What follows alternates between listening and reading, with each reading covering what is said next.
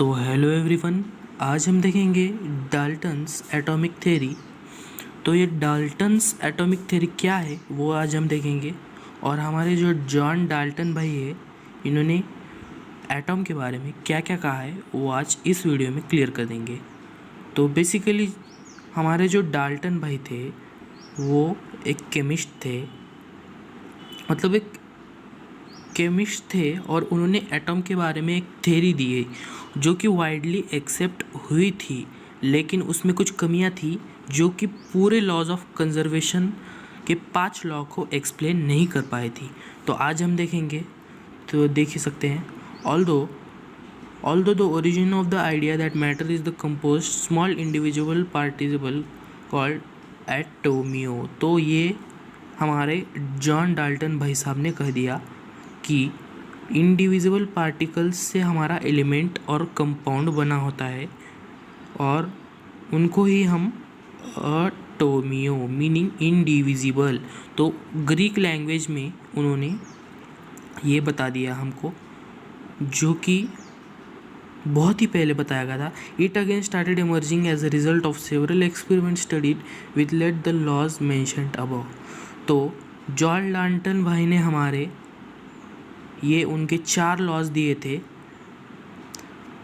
जो कि बहुत ही इम्पोर्टेंट थे एग्ज़ाम पॉइंट ऑफ व्यू के वास्ते। तो इन 1808 Dalton published a new system of chemical philosophy in which he proposed the following. तो 1808 में हमारे डाल्टन भाई ने क्या किया, केमिकल फिलोसॉफी में उन्होंने 4 लॉज को प्रपोज किया। और पहला लॉ देख सकते हैं आप, matter consist of indivisible atoms. तो हमको मालूम ही है, और ये जॉन डाल्टन भाई ने तब के समय में कह दिया था कि मैटर में इंडिविजिबल एटम्स होते हैं। All the atoms of given elements have identical properties including identical mass. Atoms of different element differ in mass.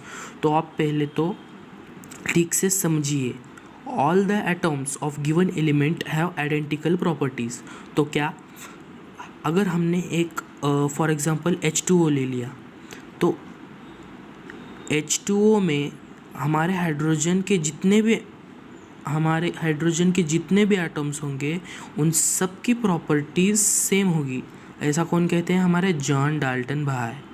तो आगे हम पढ़ेंगे इंक्लूडिंग आइडेंटिकल मास। तो फिर उनका मास क्या होगा, वो भी सेम होगा। Atoms of different element differ in mass. Atoms of different element मतलब अलग अलग, अब मैं O2 ले लूँ या फिर H2 ले लूँ, दोनों के एटॉमिक मास बिल्कुल डिफरेंट होंगे, लेकिन atomic mass of H2 and atomic mass of H2 will never differ. ऐसा नहीं कि हम तालाब का पानी लेके आए, इधर का पानी लेके आए, उधर के पानी में अलग मास होगा, इधर के पानी, सब तरफ सेम ही सेम मास होगा। ऐसा कौन कहते हैं? हमारे जॉन डाल्टन भाई। तो आगे पढ़िए तीसरा law, compounds are formed when atoms of different elements combine in a fixed ratio. तो हमारे जॉन डाल्टन भाई क्या बोलते हैं, हमारा कंपाउंड जो होता है, you know that the compound is the mixture of the molecules. तो कंपाउंड कब बनता है? जब दो एटम्स एक फिक्स्ड रेशियो में जब कंबाइन होते हैं, तो वो तब हमारा एक कंपाउंड बन के आता है। एग्जांपल ले लें H2O मतलब ऑक्सीजन और हाइड्रोजन जब फिक्स्ड रेशियो में कंबाइन होंगे तो एक कंपाउंड बनेगा, एक मॉलिक्यूल बनेगा, उसको हम कहते हैं वाटर। तो 14 देख ही सकते हैं, chemical reaction involve reorganization of atoms. These neither created nor destroyed in chemical reaction. तो केमिकल रिएक्शन में एटम्स कभी भी क्रिएट नहीं हो सकते और कभी भी डिस्ट्रॉय नहीं हो सकते हैं, ऐसा हमारा जॉन डाल्टन भाई ने कह दिया। Dalton theory could explain the laws of chemical combination.